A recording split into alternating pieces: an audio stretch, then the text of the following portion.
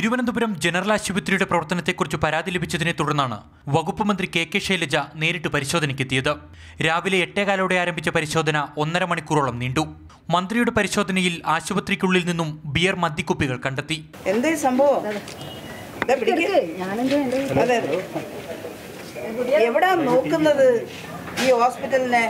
നാളെ ഞാൻ വരുമ്പോൾ ഇത് മുഴുവൻ അടിച്ചു വാരി ഇതൊരു ഹോസ്പിറ്റലാക്കിയിട്ട് മാറ്റിയിട്ടില്ലെങ്കിൽ പണിയുണ്ടാവില്ല. മാലിന്യങ്ങൾ മുറിയുടെ മൂലയിൽ കൂട്ടിയിട്ടതിന് മന്ത്രി ജീവനക്കാരെ കടുത്ത ഭാഷയിൽ ശകാരിച്ചു. 90 ലക്ഷം ഇവിടെ വെച്ചിട്ടാണ് സകലവും കൂടി ഒരു അലമാരയിൽ ഡംപ് ചെയ്തിരിക്കുന്നത്. തോന്നിയോ ഇതുവരെ ഇത് മോശമായിപ്പോയി, ഇതിനൊരു അലമാരയും കൂടി വേണമെന്ന് തോന്നിയോ? ജനറൽ ആശുപത്രിയിൽ മന്ത്രി പരിശോധനയ്ക്കെത്തിയപ്പോൾ സൂപ്രണ്ടടക്കം ഭൂരിഭാഗം ഡോക്ടർമാരും ഡ്യൂട്ടിക്കെത്തിയിരുന്നില്ല. ഒറ്റയടിക്ക് ഞാൻ വേറൊന്നും പറയുന്നില്ല. പക്ഷേ ഡ്യൂട്ടിയിൽ ഭംഗം വരുത്തുകയാണെങ്കിൽ അത് അങ്ങനെ അംഗീകരിച്ചു കൊടുക്കാൻ ഗവൺമെൻറ് തയ്യാറല്ല. ഇന്നലെ ആരോഗ്യവകുപ്പിലെ ഉന്നത ഉദ്യോഗസ്ഥൻ ആശുപത്രി സന്ദർശിച്ചു മടങ്ങിയതിനു പിന്നാലെയാണ് ഇന്ന് വകുപ്പ് മന്ത്രി തന്നെ നേരിട്ട് പരിശോധനയ്ക്കെത്തിയത്.